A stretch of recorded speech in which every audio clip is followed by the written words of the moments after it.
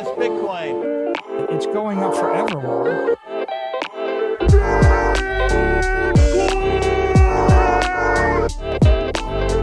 You're against Bitcoin, you're against freedom.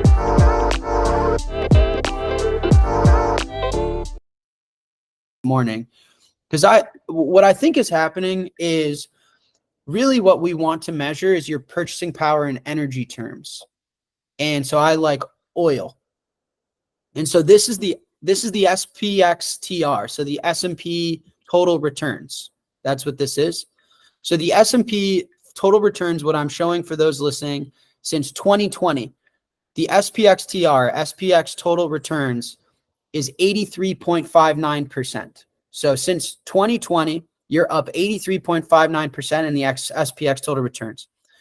Now, if you measure SPXTR against gold, so that's XPXTR over USD. So in dollar terms, it's up 83.59%. Is it up in gold? What's SPXTR over gold? 14.52%. Okay, so you're still up. So for all the gold bugs, you're better off owning the S&P than gold since 2020. Now, are you up in oil terms, which I think is energy terms? Energy is the foundation of society. It's how we do shit. No, the S&P total returns against oil is down 71.97%. What is the only thing that's S&P is down worse than oil? Bitcoin, but not by much. Bitcoin 74%. So what I think we're seeing is like the dollar and the treasury market in oil terms isn't keeping up. And so people are rotating out of treasuries, out of bonds into, we talk about harder assets, fixed supply assets, but at the end of the day, it's assets that can protect your purchasing power in energy terms. And so this, to me, this is insane because there are people like our friends are like, yeah, my stock portfolio is booming. I'm up 80% since 2020. Yeah, you're up 80% in dollar terms. How much in gold terms are you up? Oh, I'm up 14%. Well, how much in Bitcoin terms are you up? You're not up. You're down 75%. So you've lost 75% of the ability to buy Bitcoin by sitting in the S&P 500. Yo, welcome to Simply Bitcoin Live, your number one source for the peaceful Bitcoin revolution, breaking news, culture, medic warfare. We will be your guide through the separation of money and state. Ladies and gentlemen, coming at you live from the beautiful Puerto Rico. I'm going to be here for the next couple of weeks, starting with the cold opening. Opti's telling me to angle the mic up. I think I'm just going to put it right here, get it nice and close. But yes, Jack started cold opening with Jack Mallers basically saying the quiet part out loud, which is even with S&P, even with like real estate gains, even like with these traditional investment assets, in regards to Bitcoin, you've actually lost purchasing power. This is a message that we've been trying to hammer in home for I don't know how long. And I'll just read out some of these things. In dollar terms, if you have been saving in Bitcoin, the dollar is 80% cheaper. Oil, if you've been saving in Bitcoin, it's 91% cheaper. Gold, 90% cheaper. S&P 500, 63% cheaper. The United States medium new house, so with housing doubling, it's 84.95% cheaper if you've been saving in Bitcoin. Bitcoin is the superior asset. Like Max Kaiser always says, everything is going to go to zero as it relates to Bitcoin. It's just a matter of time before the world wakes up to that reality. Not to mention Bitcoin's physical characteristics. With a piece of real estate, with, let's say you own an index fund, let's say you have stocks. In all those cases, you're going to rely on custodians, right? You have to pay fees to those custodians. Those custodians are third parties. You're trusting a third party with the custody of your wealth and your assets.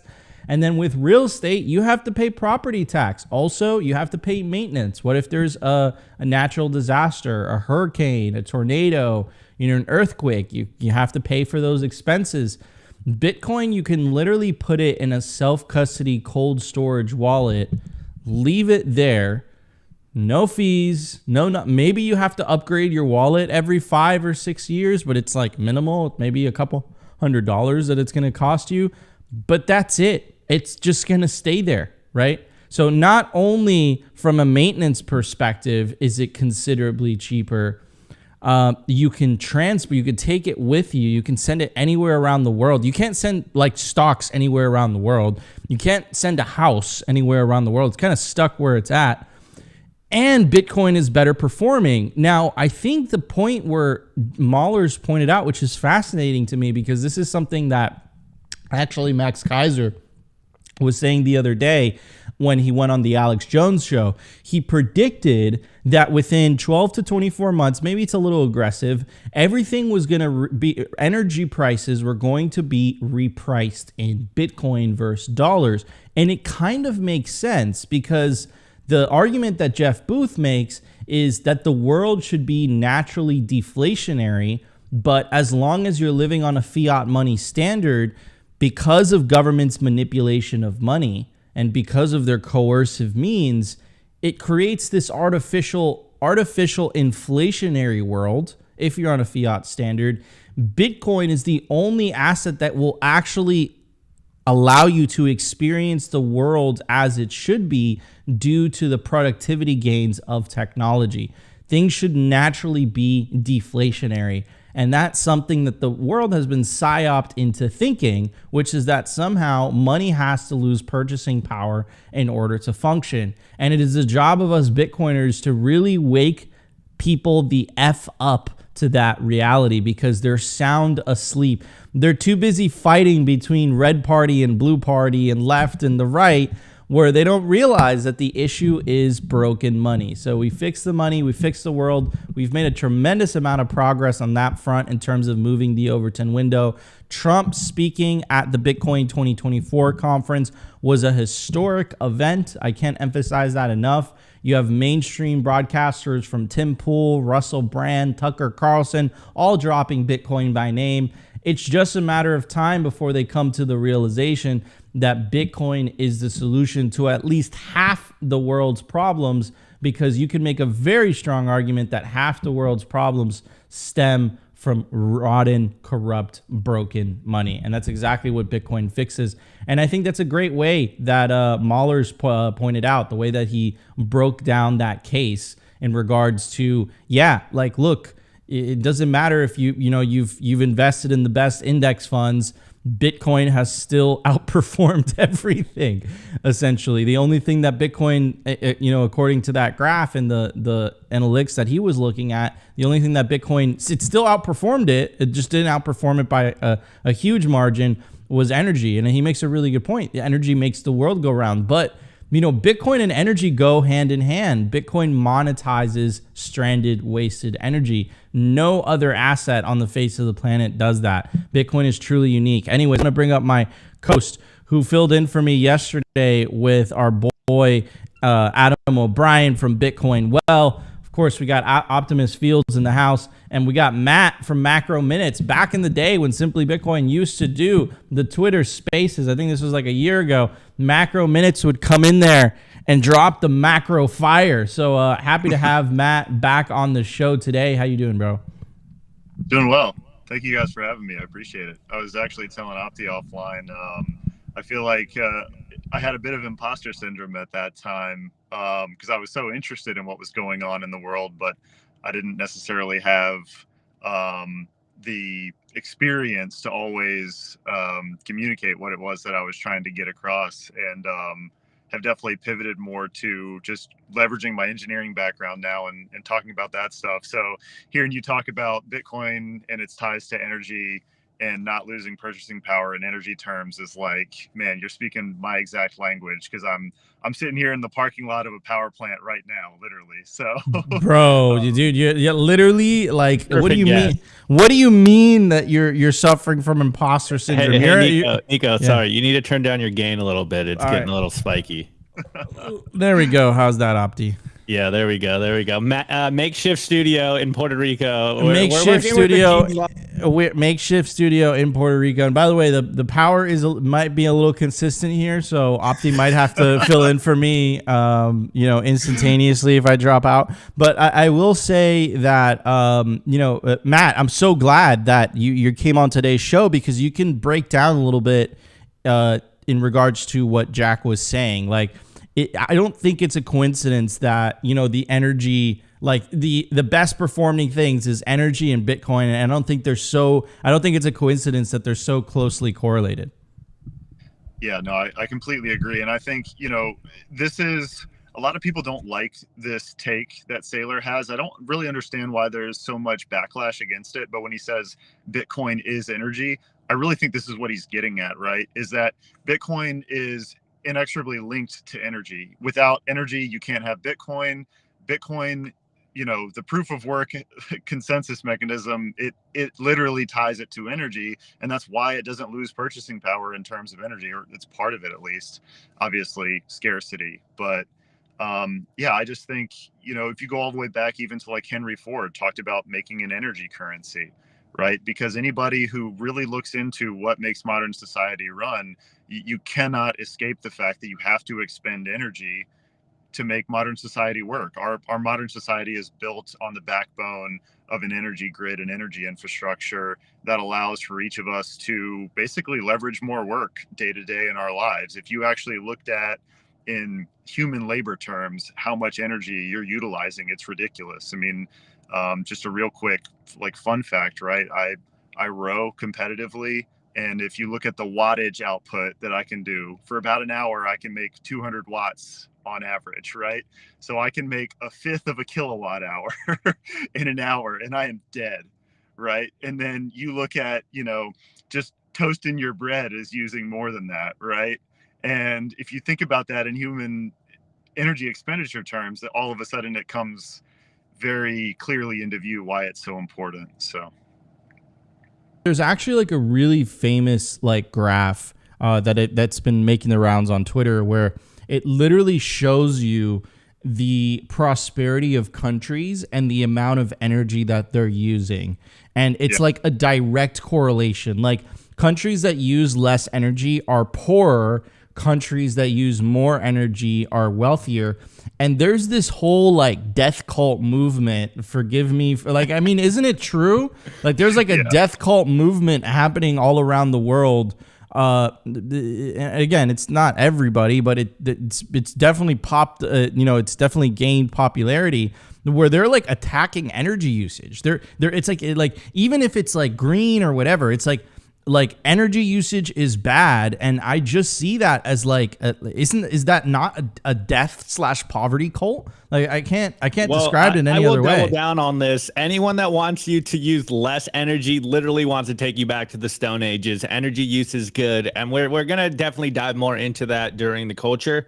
But just kind of touching on what Jack Mahler's was saying, I forget where I first picked this up, but once this thought really like sunk in, it really changed my whole view on everything. And it's exactly this, like Bitcoin is energy. Once energy is priced in Bitcoin, that's when we know Bitcoin is never going away. Like that's when the real, you know, hyper Bitcoinization moment happened, is when all energy is priced in Bitcoin. You know, we control kind of in the naming of it. Once we move away from the petrodollar to the petrosat, then things are really going to get kicked into overdrive. And this Bitcoin thing is going to be like so obvious to everyone out there that this is the way that the world should be priced. Absolutely. I'm bullish on the petrosat, man. That sounds funky. I like that name. Anyways, ladies and gentlemen, before we start the show, I do want to give a shout out to our lead sponsor.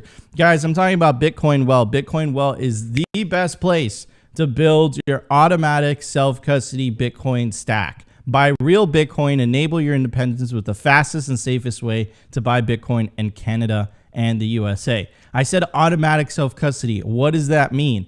Bitcoin Well is incredibly unique compared to all the other on-ramps because it does not allow you to leave Bitcoin on the exchange. Meaning, when you buy Bitcoin on Bitcoin Well and the funds clear, it goes straight to your self-custody Bitcoin wallet address, which perfectly aligns with the Simply Bitcoin ethos of the separation of money and state, because after all, self-custody is the revolution. By the way, every time you buy Bitcoin on Bitcoin Well, you earn Bitcoin Well points, and you could redeem those points towards the Bitcoin Wishing Well contest for an opportunity to win up to 1 million Satoshis. Get your Lightning wallets ready. We're going to do that right now. Is it Opti? Did we do this yesterday? Yeah, so I was sitting here with Adam and I was trolling him live.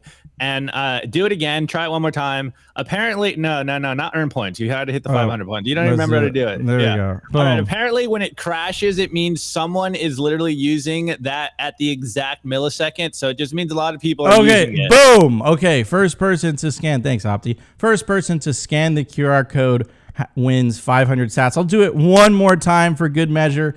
Gonna toss another coin into the Bitcoin wishing well, and first person to scan the QR code wins another 500 sats. By the way, this is a contest, so you have an opportunity to win up to 1 million Satoshis every time you toss a coin into the Bitcoin wishing well, only on bitcoinwell.com. And if you use promo code simplybtc to sign up, you get 3 tosses into the Bitcoin wishing well absolutely free. All right, everybody, let's get to the numbers. Lots to talk about. The Bitcoin numbers. All right, ladies and gentlemen, you want to make it over the finish line with your generational wealth. And the way that you do that is by properly storing your Bitcoin. And the way that you do that is when you get a hardware wallet, usually it comes with a little piece of paper, and the piece of paper is labeled. It has 1 through 24 words, right? You don't want to do that. You don't want to put down your generational wealth on a piece of paper. Paper is prone to fire damage, water damage. Your dog could literally eat it. So what you want to do is you want to take a step above that. We've seen the steel kits.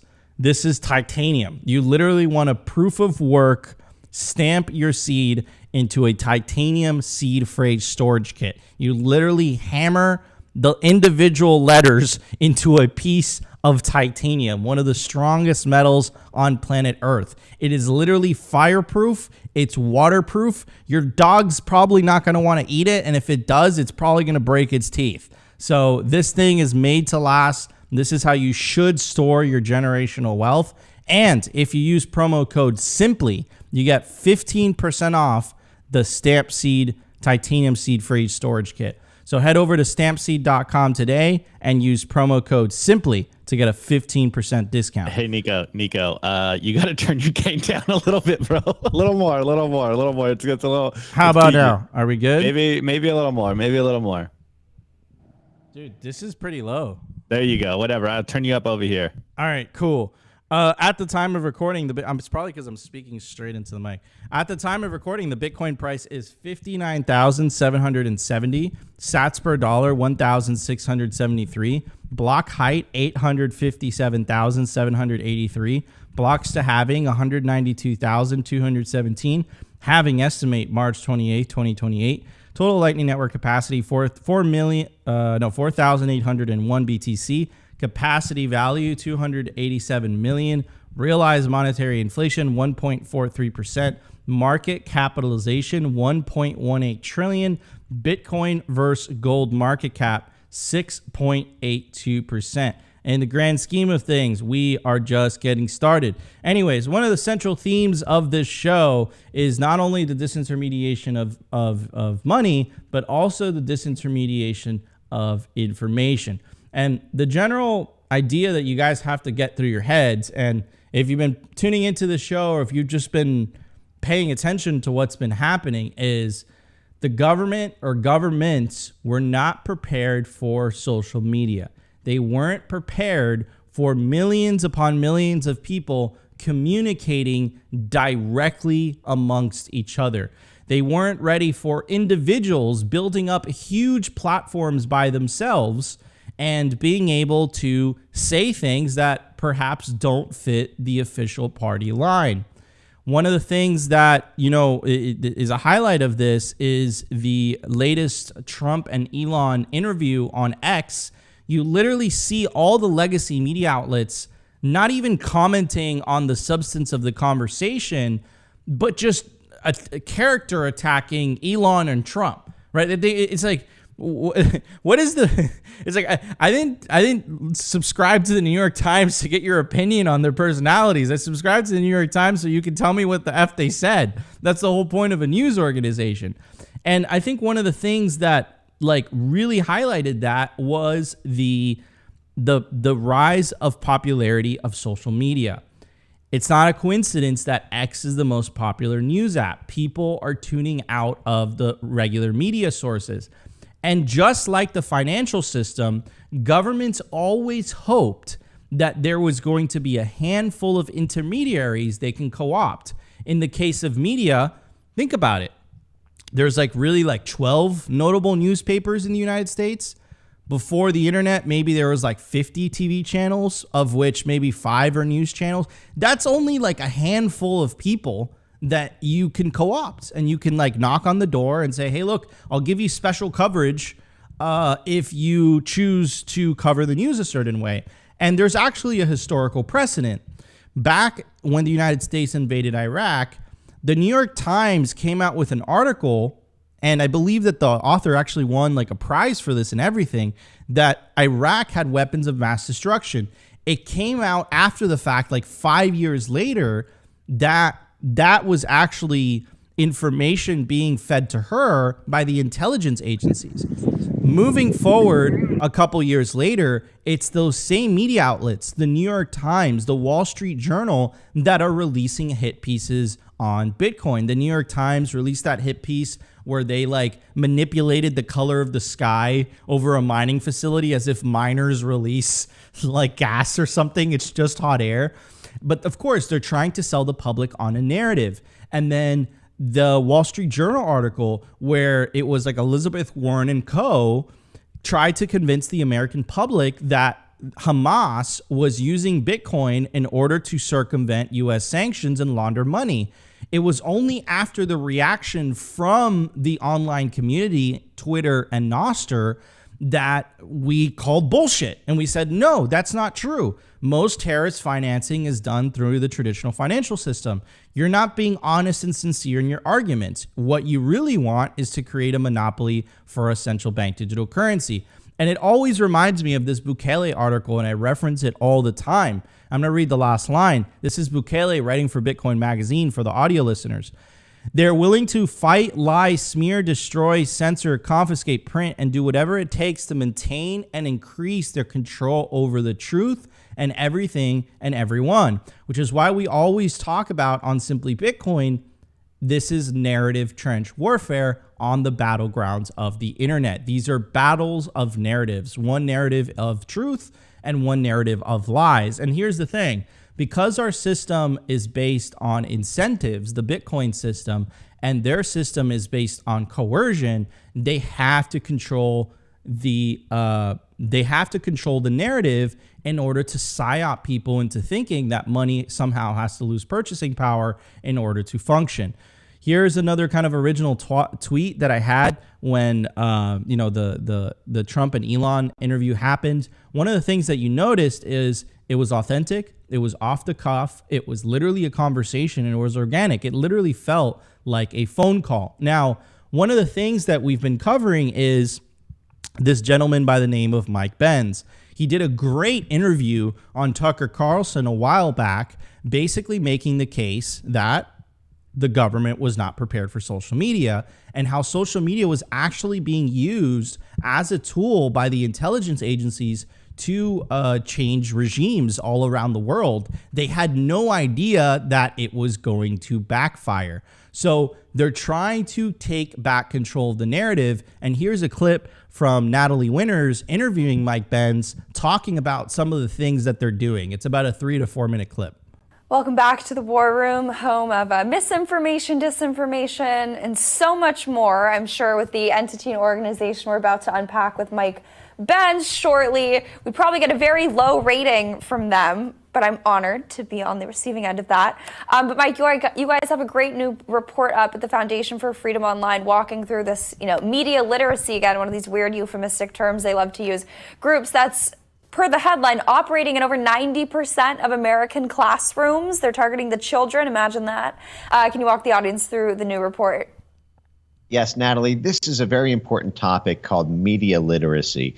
And if you haven't heard that term before, you're going to be hearing a lot more about it in the months and years ahead. It is a major initiative by effectively rogue elements of the U.S. government to institute a North Korea-style control over the news programming that children and adults later in life experience. Basically, after Trump won the 2016 election, the blob decided that they lost because there was too much alternative news. There were too many Bannon war rooms around, too many Breitbarts or OANs or Gateway Pundits or you name it.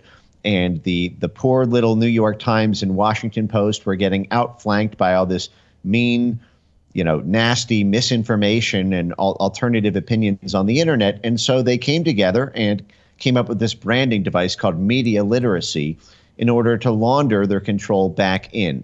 Now, when you hear the phrase media literacy, you think that means underprivileged inner city school kids being taught how to, become literate in reading the news. That is not what it means. Media literacy means if you don't read the right media sources, you are deemed to be illiterate and you need to get your mind right.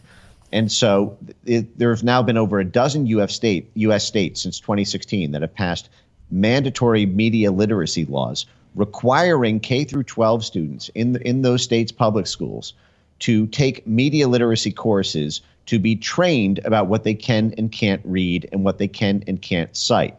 So if you're familiar, Wikipedia, for example, the reason that it's such a dystopic, Soviet-style information. All right, I'm going to stop it right there and just kind of pass it on to the panel just to have a discussion about this. Like, this is nuts. Like, public schools, like not in all states, just 12 states, are literally force-feeding children, basically saying, the New York Times, okay. CNN, okay. Online media, bad. Like, I thought we lived in America. Like, what is this stuff? This is batshit crazy. This is insane. And this is what I was talking about when I said that the internet was not, that the government was not controlled for mass scale peer-to-peer communications.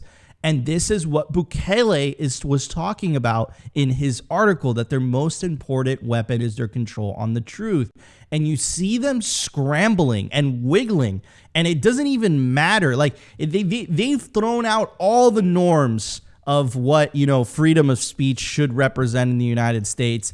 And now all of a sudden you have the government dictating in public schools in the US what information students should consume and what information students shouldn't consume.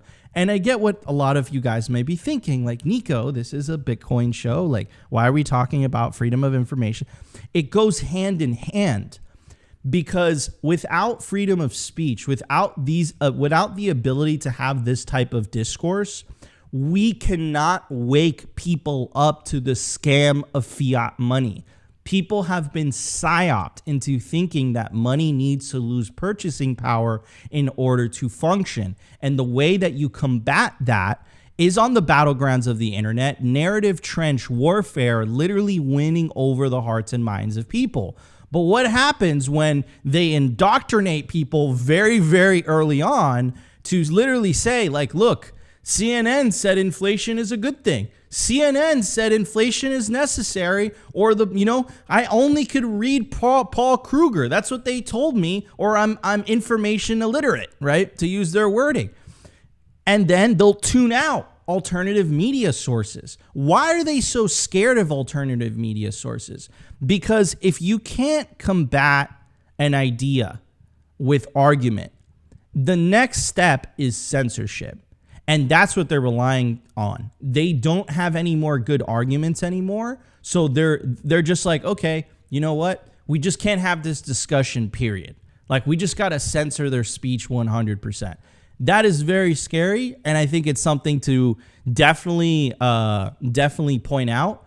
And this is why the rise of independent content creators is so important, like Simply Bitcoin, like your favorite independent content creators. We need more of that, not less of that, because what the last 5 years have shown is that the legacy media that are supposedly professional journalists aren't journalists. They've sure acted like more so like propagandists than journalists. It seems like the dudes that just buy a camera and a microphone on the internet have been doing a better job reporting on shit than the legacy media. That's my opinion. Anyways, Matt, do you think I'm wrong here? You're a macro guy. Maybe what we're saying is extremist, but like, dude, like, that's crazy. Like, media literacy, like, what does that even mean? Yeah, it's interesting. You talked about analogs to history. The first thing that always comes to mind whenever I hear about censorship and the response that's come from governments or central intelligence agencies across the globe is it's a very similar impulse to what happened when the printing press was invented and unleashed on the world. And I know that's not a novel idea to me, but it's just you can't escape it. Once you see that parallel, it's just so obvious, right? Where the church used to be the source of truth, they had a monopoly on it. Everybody had to come to them and their priest for the source of truth. And if you didn't basically buy into it, then you were a heretic and you would be literally killed, right? And while they can't exactly burn you at the stake now, they burn you at the digital stake, which is censor you, deplatform you, remove you from discourse, which in the modern world is effectively you've been killed, right? Um, and so to me, that's exactly what this is, right? Is only our priests can be the source of truth. We have the word of God, right? And the word of God is whatever, your local bureaucrat decides it is that day.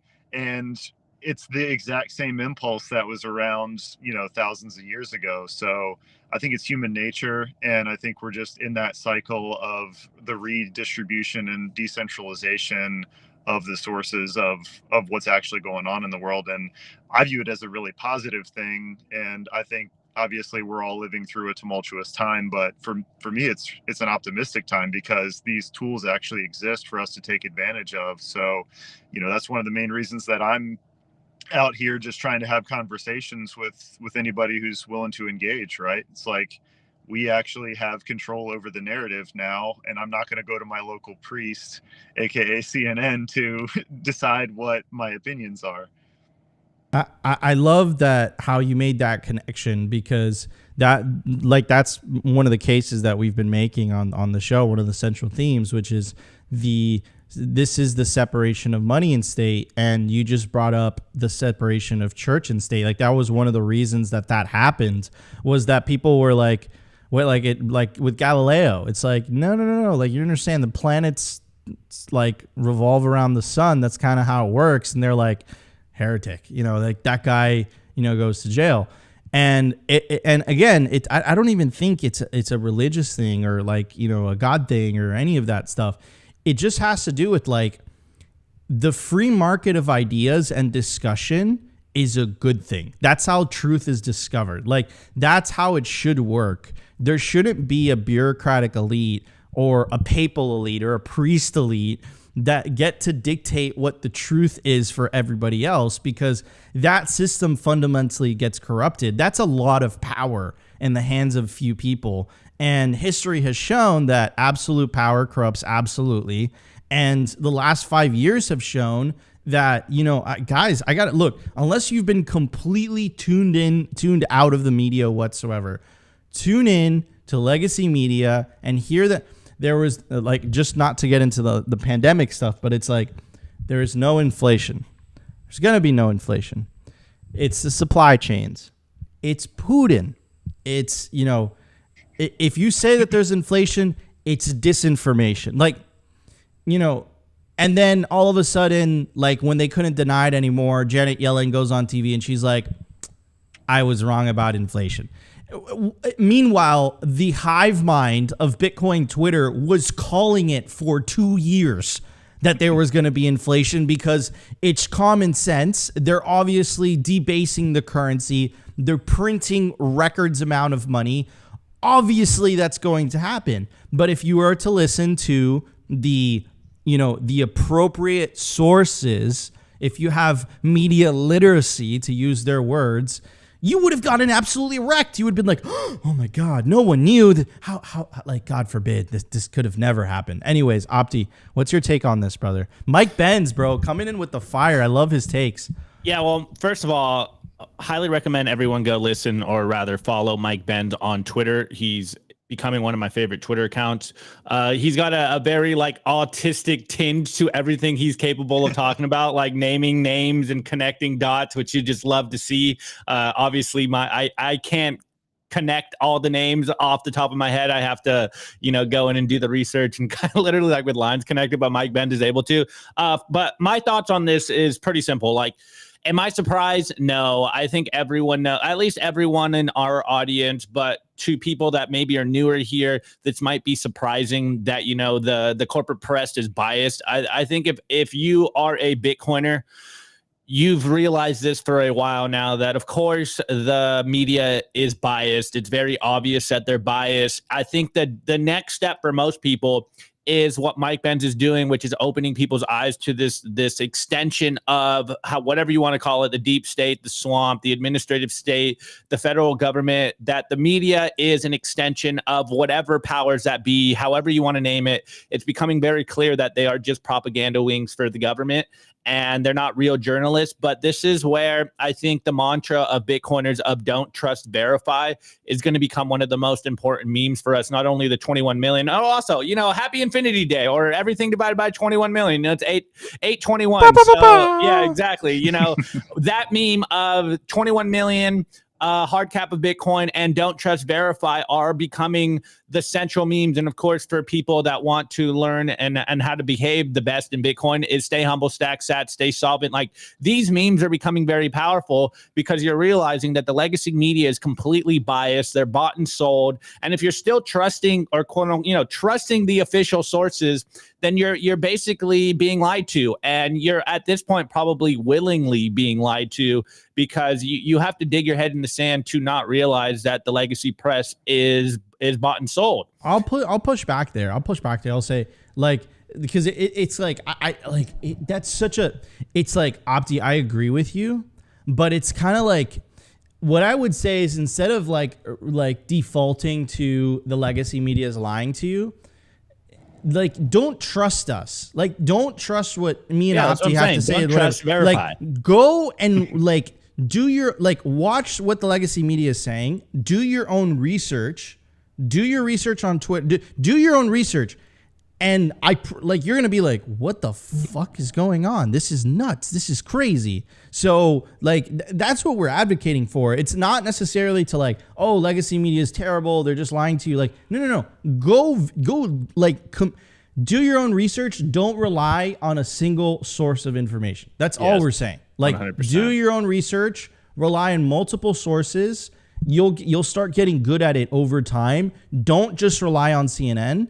Don't just rely on some random person on Twitter. Connect the dots yourself, and you'll have a more accurate representation of what the truth is in that way. Anyways, just to kind of give you guys a little bit of a taste of how things are shifting at what pace, and the way that media is changing. We have this notion of media of, the guys are wearing suits and they're talking in a certain way, and it's like a professional studio, and everything is produced, and it's very scripted, and it's I would say non-authentic conversation.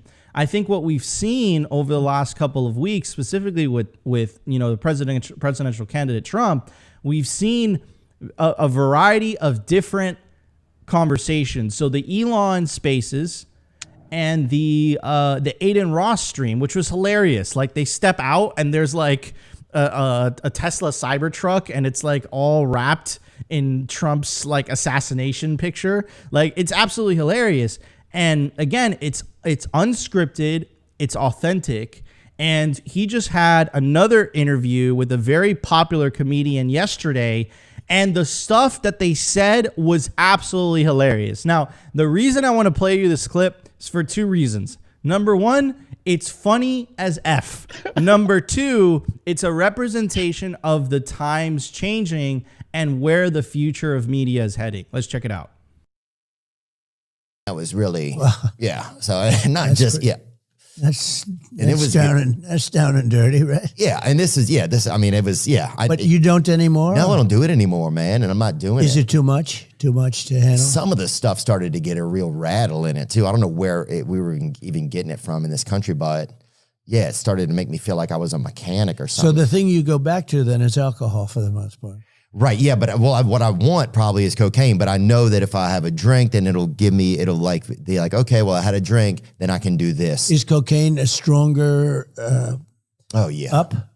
Yeah. Cocaine So, will make you're way up with cocaine more than anything else you can think of. Cocaine will turn you into a damn owl, homie. You know what I'm saying? Yeah. You'll be out on your own porch, you know, and you'll be your own street lamp. You're freaking. And is that a good feeling? Well, no, it's horrible. A miserable feeling. But ladies and gentlemen, for our audio listeners who's just like, what the fuck did we just listen to?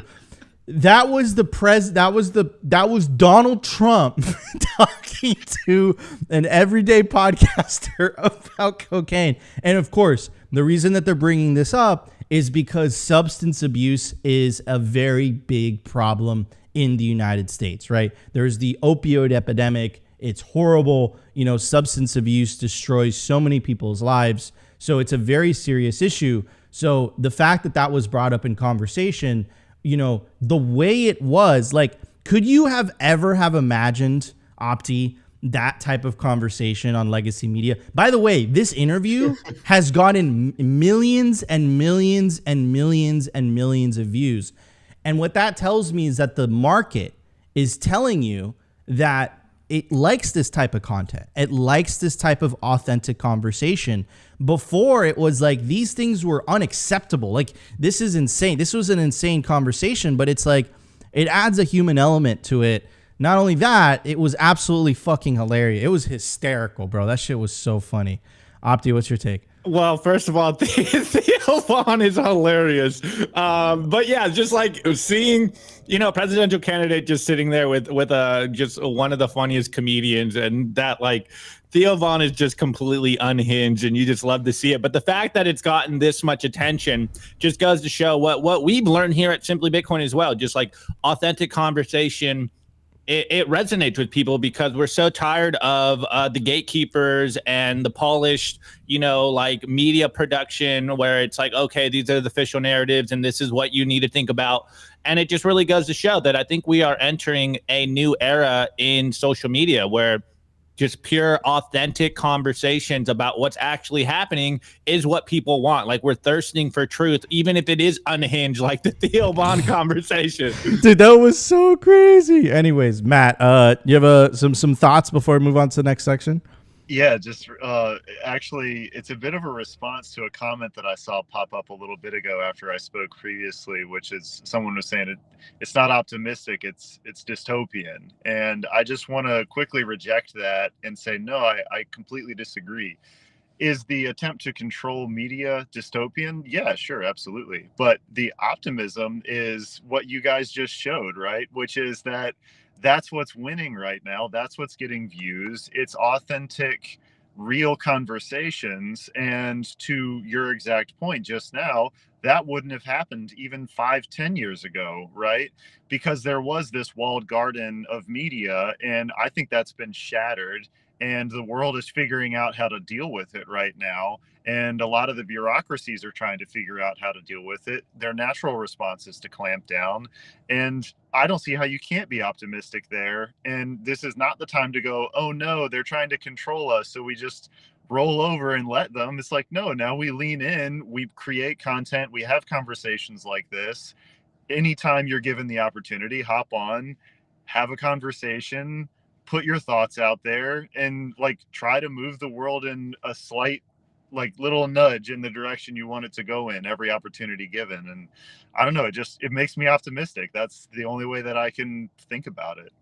Yeah, I want to add a little bit to this, Matt, because I've said it before as well. You know, I'm a huge freedom of speech activist or advocate. Like, I think we should be having these conversations, and not only so we could get to truth, but it really just goes to show and exposing people's dumb ideas. And this is how we get to the truth. And this is how we get a better world, is by us having extremely silly conversations sometimes and being like, oh, wait, okay, I thought this was smart, but really, I guess I was misguided. And you're never going to be corrected if you are just like, I'm the smart person and you can't comment on my stuff, and you never get feedback or pushback on your ideas. And we're seeing in real time that these ideas are happening and people are thirsting for the truth. Yeah. I will say it is one of the reasons why I really do love X Spaces or Twitter Spaces, whatever you want to call it, is because if you get on stage and you speak and you do say something stupid, you're going to be told that's really stupid quickly. And I love that feedback. I think it sharpens your sword. It makes you more intelligent and improves your recall.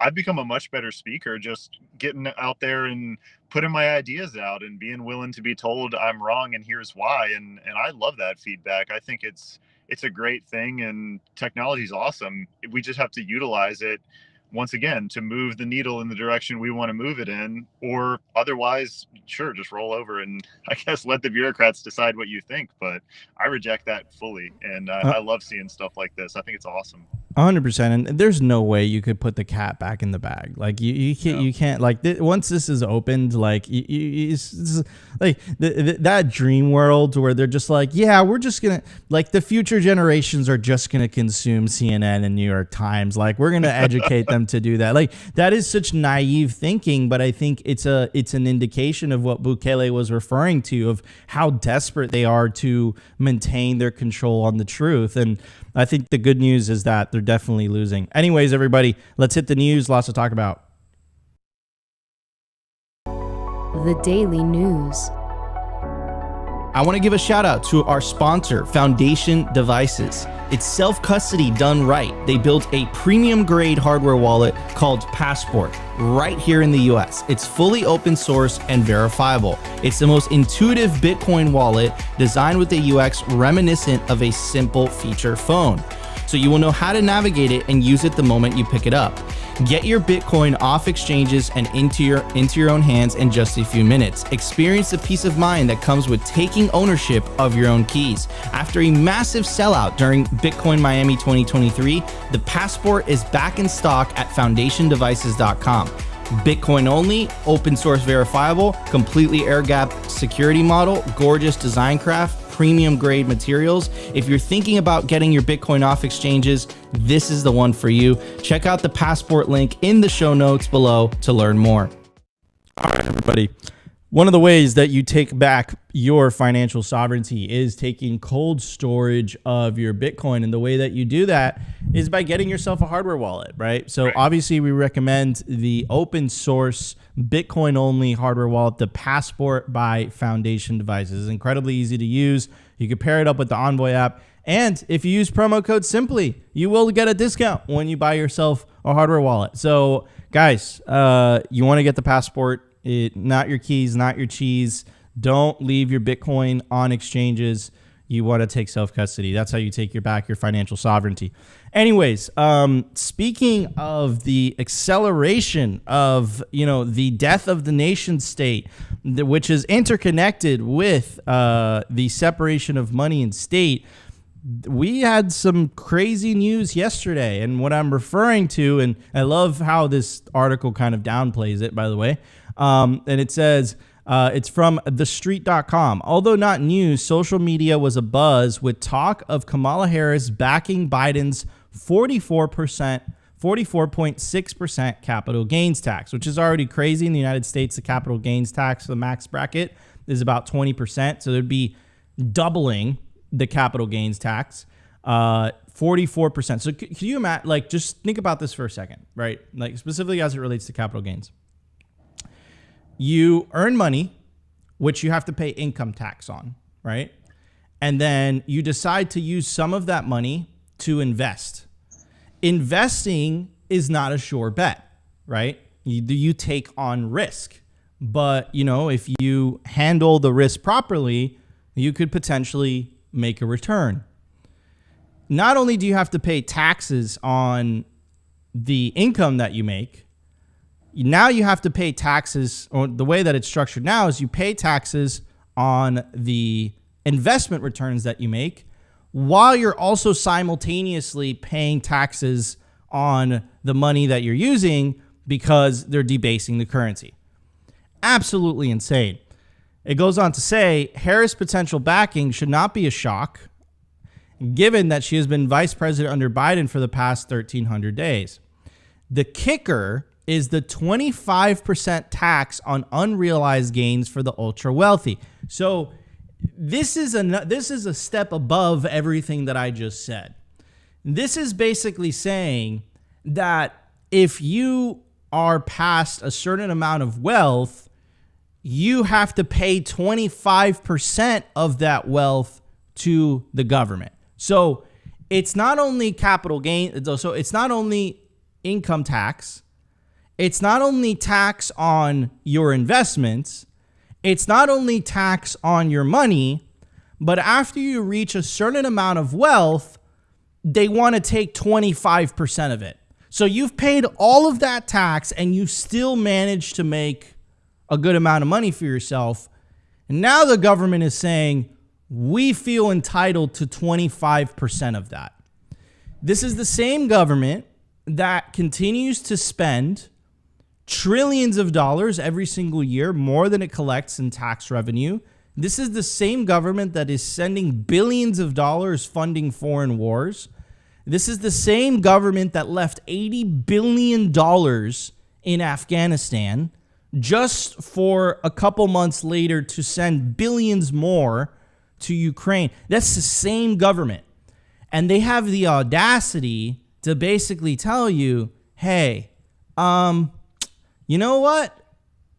We're going to confiscate your wealth as well. Because this is what this is. This isn't tax.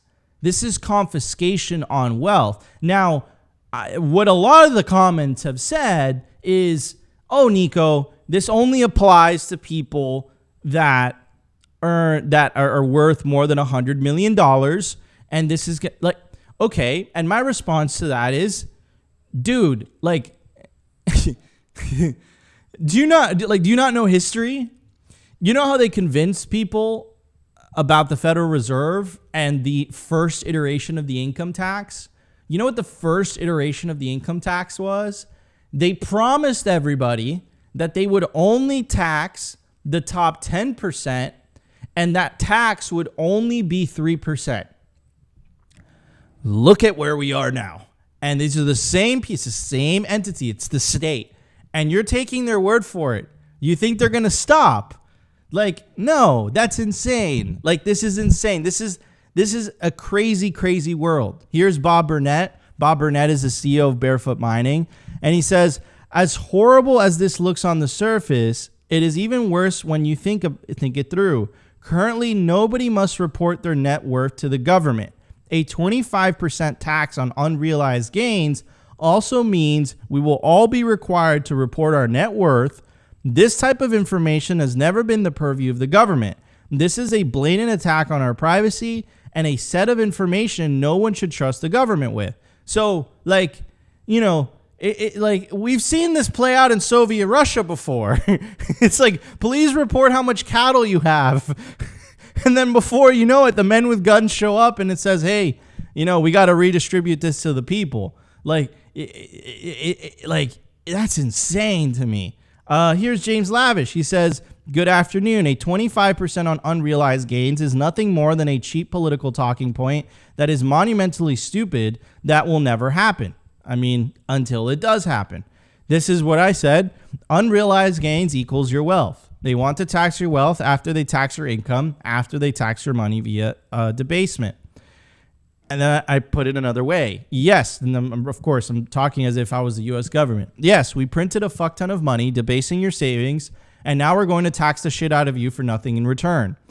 What are these new tax proposals but not straight up extortion and theft? And you'd say, okay, Nico, like these are radical ideas. What are you talking about? What are you saying? My question is very simple, and it interconnects with the book, The Sovereign Individual. Highly recommend you guys reading that book. And this is where I am in my rabbit hole journey. The question that I initially asked is, what is money? But where I'm at right now is I'm asking the question, what is government? Do we really get in return the value of the taxes that we're paying for?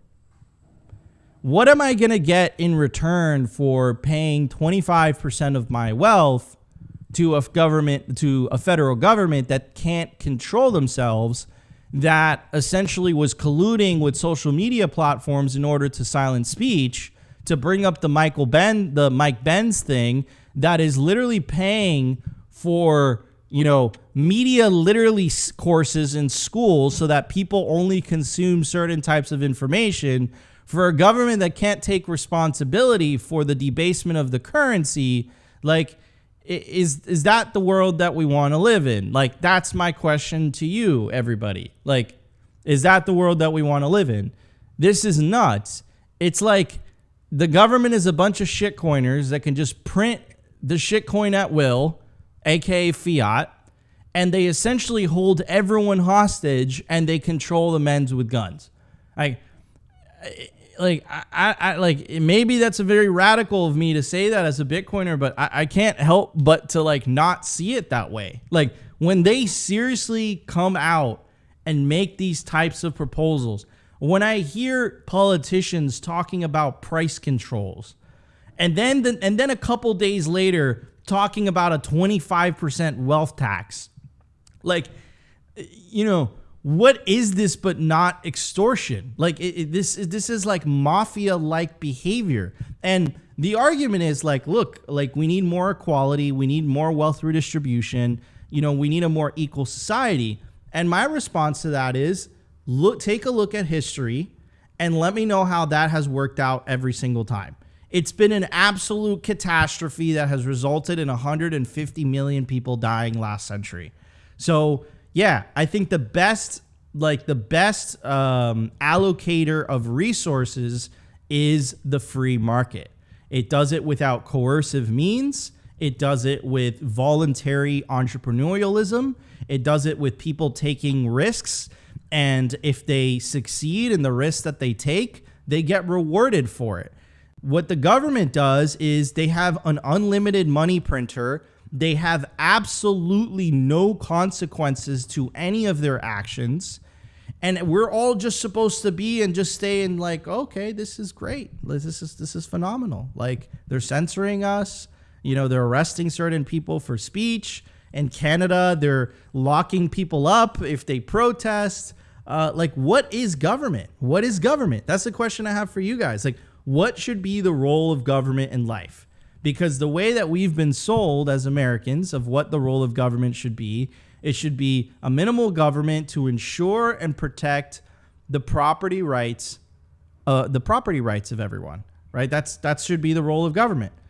It's taken this Frankenstein role of being the world police, the end-all be-all of information. Now all of a sudden we're going to control markets too. I'm sorry. They don't look, if they had a great track record of like, oh, they did such a great job with the war in Iraq. Like, I love these guys. They did such a great job with the pandemic. These guys are to be trusted. They did such a great job with healthcare and all this stuff. I love the government. They deserve more power. It's not like that. They shat the bed in like 5 or 10 different ways. And they're still saying, trust us, bro. If you say, I don't trust you, bro, they call you an extremist and then they lock you up in Guantanamo. Like, that is absolutely insane. Like, this is insanity. This is crazy world. This is nuts.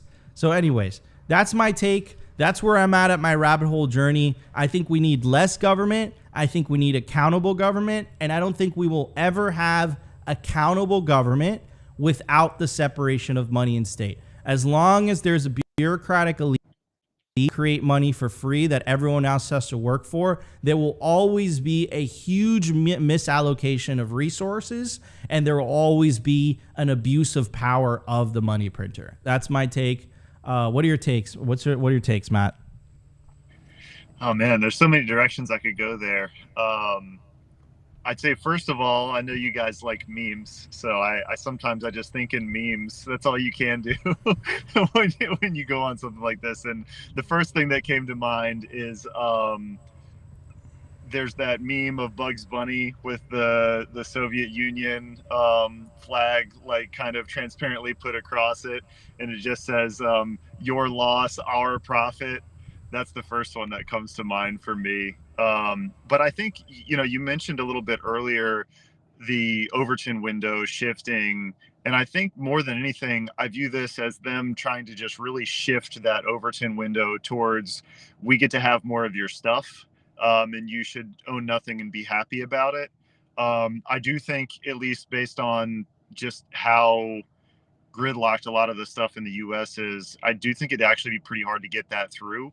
If hypothetically it did get through, then I think, you probably end up seeing a lot of capital flight from the US just on fears of it being expanded, because you brought up the income tax portion earlier. That's exactly the same thing that happened there. And I'm also definitely not the first person to say this, but capital moves where it's treated best, right? And so if you don't treat it well here, it's going to leave. And so I don't know. The white pill take, I guess, on it, since I'm on that shtick today, is that it just accelerates the eventual demise of the current global central banking cabal, which is that, the more they try to steal, the faster the acceleration towards its eventual demise is. And I would like to think that that would make Bitcoin adoption grow. But it's also, the last little bit here would be, it raises an important piece, which is self-custody, right? Like, if you want to be civilly disobedient to a hypothetical tax that does not exist yet, the only way you could actually do that would be cold storage. Because if it's on an exchange, the likelihood is that it's just going to be like income tax is just withheld. You don't even get the option to not pay it, right? They just withhold it on your behalf. So I think it would be something similar there with capital gains. If you've got a brokerage account or something, hypothetically, they're just going to basically auto pay that 25% on your behalf because it makes it easier for you. So yeah, I'll end it there. And then also, like, because they know that that's impossible to enforce on a mass scale, right? Like, the way it's super interesting, like, you guys should take a look at this. I was like going down this rabbit hole. I've been going down this rabbit hole of what is government for the last, and I was so curious. I was like, how did they convince people to agree to essentially the withholding tax? So if you're a W-2 employee in the United States, you know what I'm talking about.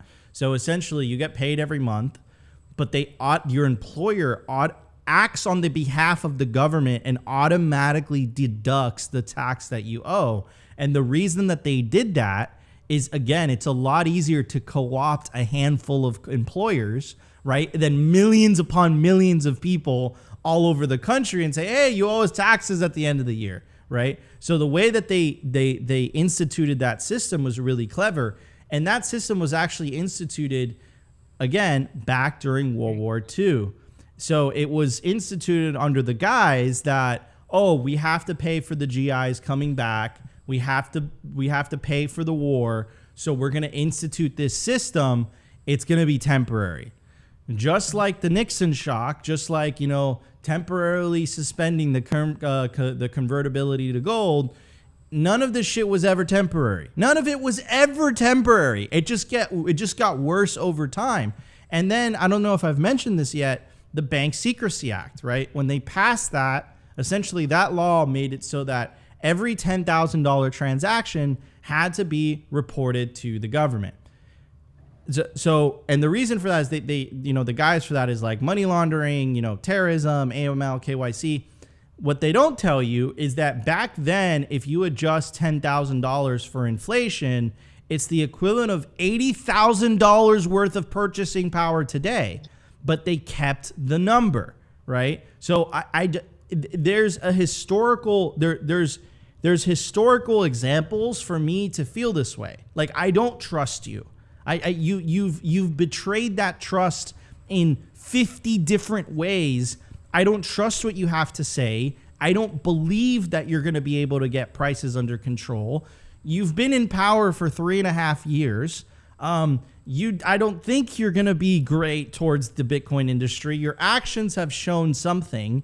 Your words say something, your actions show another thing. Like, I'm telling you, like, I'm just jaded. Like, I'm just like, dude, like, I don't believe you anymore. So, Ati, I know that you've been falling down this rabbit hole with me too, bro. We were like gold star perfect citizens, I think, when we started this channel, bro. We gave them so much benefit of the doubt and so much, like, maybe they're just ill-informed. Maybe they just don't know any better. Like now it just feels like it's on purpose at this point.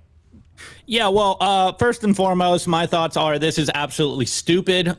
This would never work in America. Well, I won't say never, but anyone that understands what's going on here should obviously not agree with this. But I think the most telling part about this whole thing is that there's people out there that are so economically illiterate that they think this is a good idea. There is been a very, worrying trend of people basically being like, tax the rich, like the rich don't pay their fair share, even though they pay most of the taxes. It's Dude, like, why do you think they want to pass those school courses about the media literacy, bro? This is what I'm saying. And I'm doubling down on this. Like, Nico, I think you're being a little nice on this. The way I look at this is just them trying to make theft of property palatable for people. And we know where this goes historically. When you allow the government to steal your property, it doesn't end good. Again, as Matt was saying, the Bugs Bunny meme, like,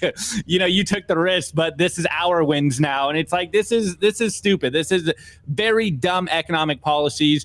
And I mean, am I surprised? No, I've said it before.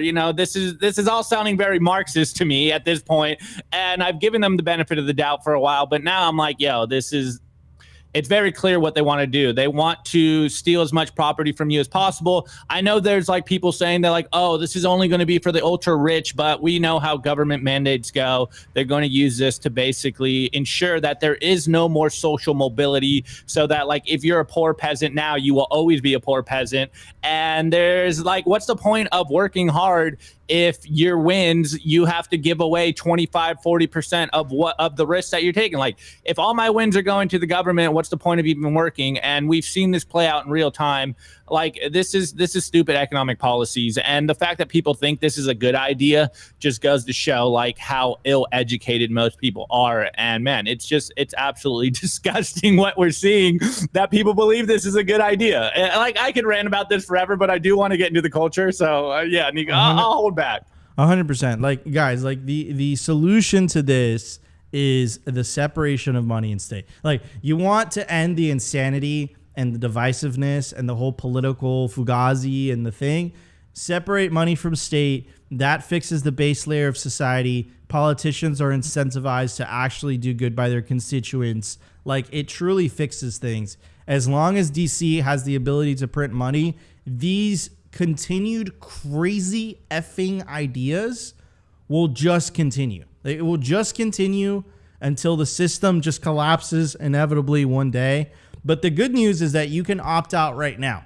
And the way that you don't have to wait for the election, you don't have to whatever, you can vote with your energy, your time, and your work. Buy Bitcoin, earn Bitcoin, mine Bitcoin, and put that Bitcoin into self-custody. Let's get to the culture and talk to Macro Minutes. The Daily Culture.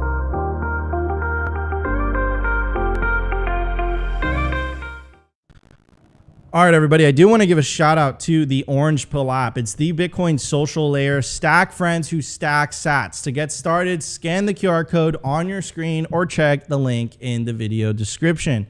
Join the 11,822 Bitcoiners that are currently on the app right now.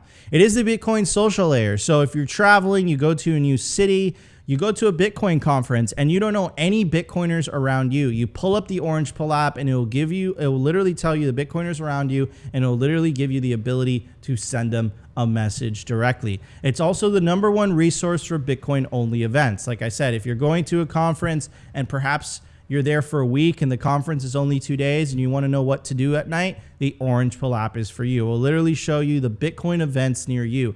It's also one of the best ways to reach me directly. I appreciate all the messages that you guys have been sending me. If you want to reach me directly, if you have a question for me, perhaps you want to come on the show, send me a message on the Orange Pill app. I don't really answer Twitter DMs or emails these days. So scan the QR code or check the link in the video to get started, in the video description to get started. So throwback to the Macro Minute days, man, when he used to come on our spaces when Opti was slaving away after an hour-long show. Hey, I'm still slaving away, bro. After an hour, aren't we all? The whole Simply Bitcoin crew, bro. Jesus. Actually, after this news segment, I think we're all slaving now. At least that's what they want from us. Straight up, bro. But yeah, MacroMinutes used to join us on the Simply Bitcoin Spaces, and you know it's in the name. Matt would give his macro takes, right? So that's what he's going to do today. And No. We're switching. We're switching. He's not MacroMinutes. No, we can tell the MacroMinutes story, but we're gonna talk about energy, Bitcoin and energy. So it's energy. It's Matt Energy Minutes today. Yes, I'm excited. Yes. I mean, Matt, maybe he kind of touched on it earlier. So Matt, I don't know if you want to rehash the MacroMinutes meme, but I really want to get into the Bitcoin and energy conversation. So I think let's just start there. First of all, like you said in the beginning, you are literally outside of you said a plant, an energy plant right now. You've been an engineer, and you do host a spaces on Twitter, on your Twitter account, MacroMinutes, about Bitcoin and energy. And considering we started this show today with Jack Mahler's talking about Bitcoin and energy, I think let's touch on just like the importance of energy, why energy use is good. And basically, like Jack Mahler said in the beginning, energy use makes the world go round. Yeah. So let me give a quick background, because I got to fill Nico in, because we haven't actually chatted since like those spaces used to happen back in the day. So I was telling Ati, starting out, I made my X account at what I would consider to be the peak of Mount Stupid, is what I told him earlier. And so that's where you're really interested in a new topic, right? And you go and you just consume all of the information you can out there. You try to learn as much as you can. And for me, I've always been interested in what's going on in the world, especially when it comes to just, like I said, MacroMinutes, right? Macroeconomics, just anything like what is going on outside of my small little day-to-day world. And so I made the account thinking, yeah, I want to really lean into that. I want to contribute to that. Like, that's what I want to do, right? And then you get to the stage where you start to learn all of the things, you don't even know what you don't know yet, right? That's the peak of Mount Stupid. And then you get to the trough of like despair, which is, oh my God, this is so complicated. How could I ever even begin to understand what's actually going on and contribute in any meaningful way? And I went a little bit silent on X for a while, and then kind of came to the full circle realization of, no, the area that I actually should be contributing in is the area of true expertise for me. So I'm a facilities engineer. I've been going into power plants for nearly a decade now, and I help them to basically make those last couple megawatts, right? They're trying to put as much power on the grid as possible, and the projects that I work on help them to do so. And there's this interesting cross section of Bitcoin mining and power generation. And that's really just been the true niche area where I can bring some of my own personal expertise to, but then also learn from the actual folks who are doing the mining. And so I started the show the first week of January this year, and I've done a show every week except for when the rowing national championships happened. I missed that week. But aside from that, I haven't missed a week this whole year. I've done a show every single Thursday, just focused on Bitcoin and energy and the intersection between the two. And so I think the start of this show, as you mentioned, Opti, was perfect for me. It's like, wow, that's right in my wheelhouse, because that's literally what I'm doing. And so yeah, I would say in summary, what we were talking about earlier is energy is life, and Bitcoin is immediately tied to energy. You cannot separate it. And so based on that, when you see, once again, Michael Saylor tweet something like Bitcoin is life, and you see people respond to that negatively, to me, it just shows that they don't exactly get what he's getting at, which is there's pro-human currency, which is Bitcoin, and then there's anti-human dystopian currency, which is fiat. And one steals your purchasing power. It literally steals your energy, your life force, everything you put out into the world. That 25% unrealized capital gains tax is nothing compared to the insidious nature of money printing, right? Which is stealing, whether you like it or not, 7 to 14% per year in perpetuity, and has been doing so for hundreds of years at this point. And I just love that Bitcoin is tied to energy. The tie to energy is what makes it scarce. And yes, I just love getting into the actual details. I nerd out on the engineering side too, which I'd be more than happy to do, but I don't know if you guys want me to go on that tangent right now. So anyways, that's the world that I'm in, and I'm happy to go whatever direction you guys want. I think I really want to touch on energy in particular, because there, like, again, I mentioned in the news, there's a growing trend of saying tax the rich. There's also a growing trend about like energy use is bad, and everything going to electric vehicles, and like what's your carbon footprint. And so we're seeing a lot of these trends are making the whole world go carbon neutral, like get to zero carbon in whatever 2030. And as someone that really fundamentally believes that humanity should be using more energy, that's how we prosper. I really want to just dive in that idea is like, the answer to our problems is not less energy use. That's literally going to push us backwards in time. The solution is using energy more efficiently, which Bitcoin mining will allow. And you, as someone that's an energy expert, for lack of better terms, like, let's just touch on that idea. What would you say to skeptics about energy use, or, going green, 100% energy by whatever X year? Like, what's your thinking on this? Are they fundamentally misguided, or are we biased? Or am I biased? Am I biased? Yeah, no, when it comes to the green thing, I don't think anybody wants to just dump toxic waste into the environment, right? Like, I think pretty much anybody who, loves nature, loves humanity, loves prosperity, nobody says, yeah, let's just go dump toxic waste so we can all get rich. I mean, maybe there's a very small percentage of people that would say that, but your average person, they're not going to just dump their motor oil in the ditch, right? So I think most people would be aligned that, yeah, we don't want to be just destroying the environment, but that also doesn't mean that our daily activities have zero impact and that we could ever get to a state where there's zero impact. And I think a lot of the people who have been misguided by the degrowth cult, for lack of a better term, is they've literally been misguided into thinking that any human impact is bad. And if you take that to its what would it be, like reductio ad absurdum, right? You take it to its most extreme conclusion, it is literally that humans shouldn't exist. And I fundamentally reject that, right? I think humans are good. I think there should be more humans and we should have more impact. But I think there's a way that we can impact our local environment positively.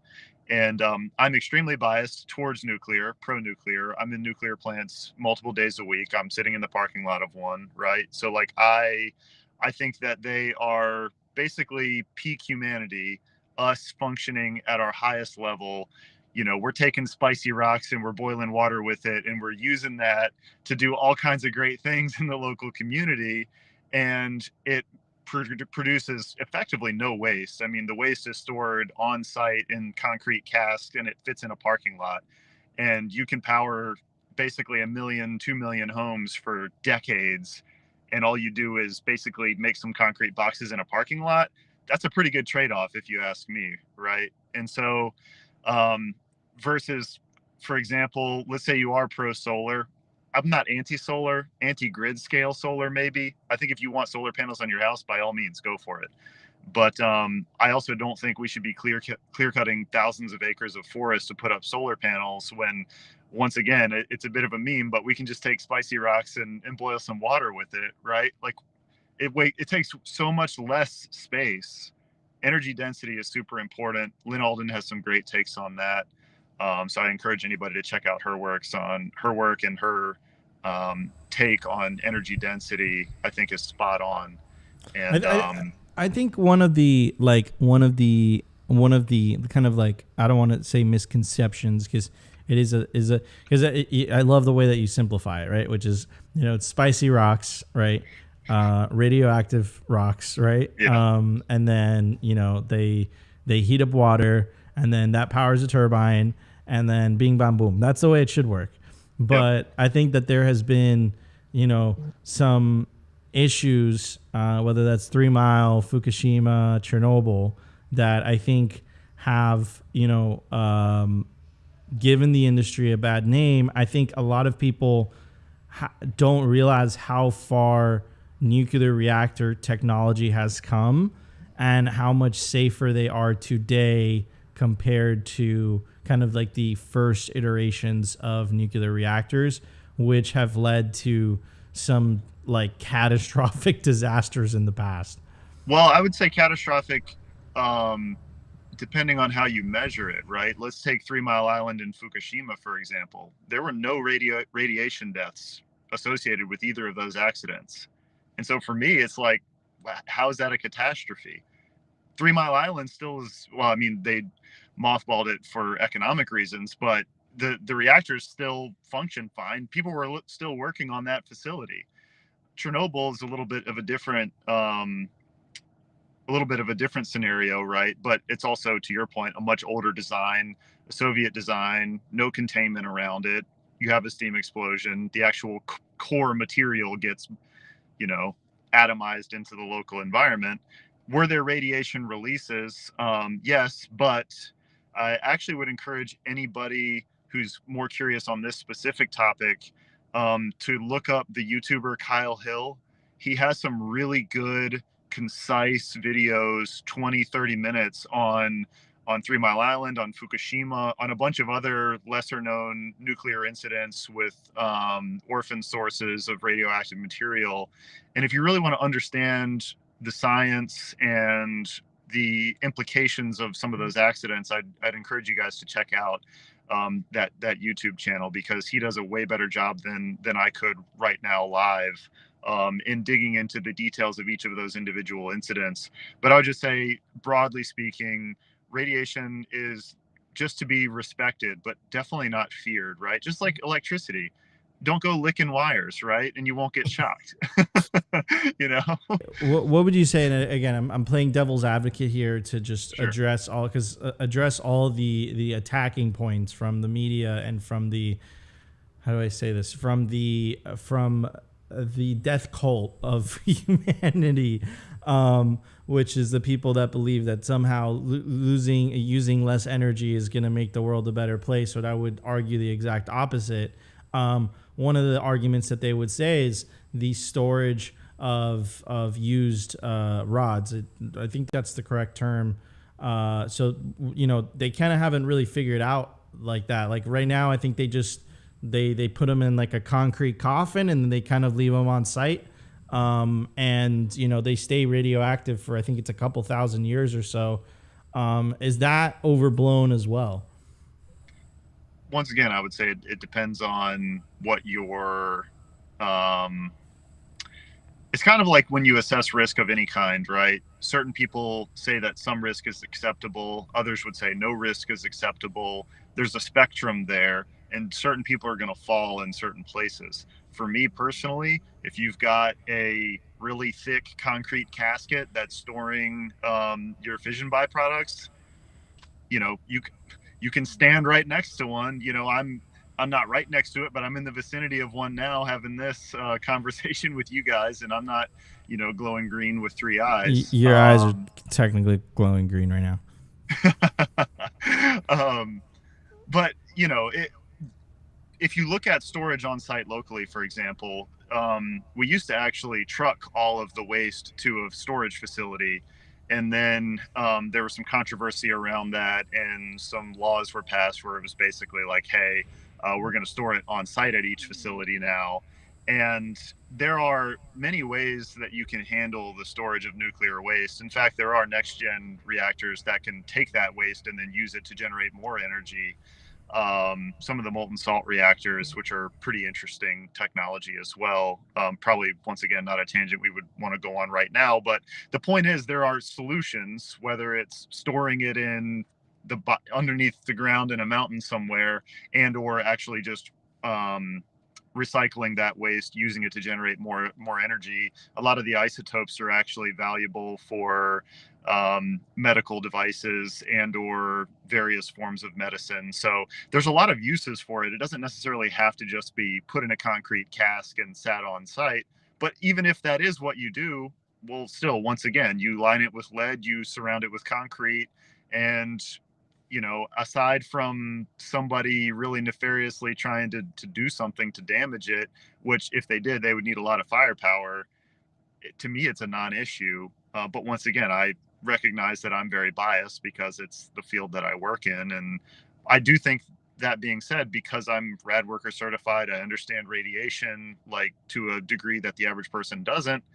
I think that gives me a certain level of comfort that if somebody that just hasn't been exposed to it, doesn't have the knowledge, once again, people are used to be scared of electricity when it wasn't a common thing that we were all experiencing in our day-to-day lives.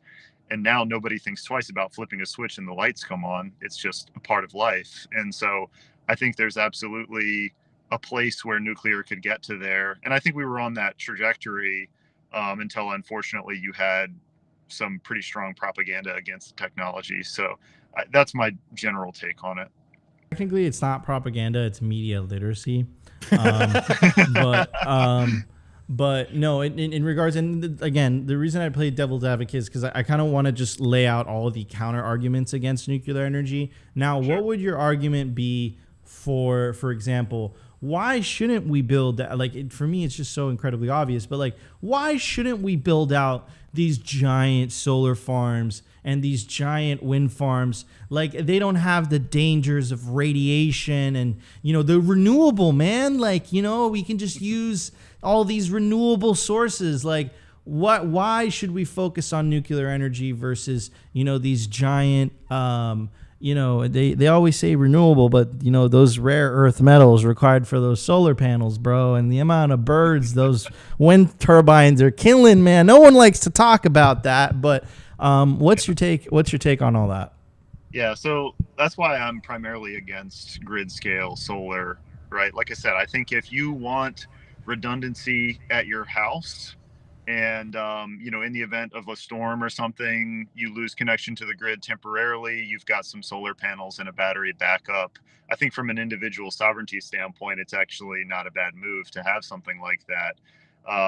But if we're talking about trying to power the grid, which is a whole different thing, right? It's an interconnected massive machine, and adding instability to a machine is just, generally speaking, never a good thing, right?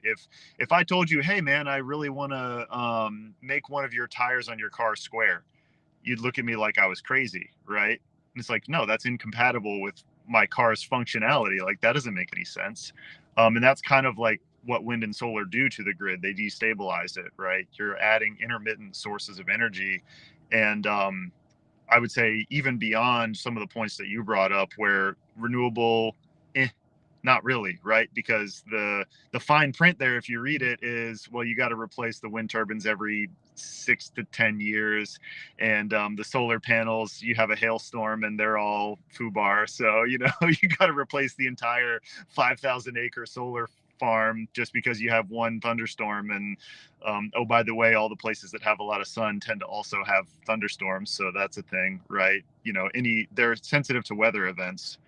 Yeah, it's almost like as if there's like nighttime and then like there's times where there's no wind, like, yeah. Isn't that interesting?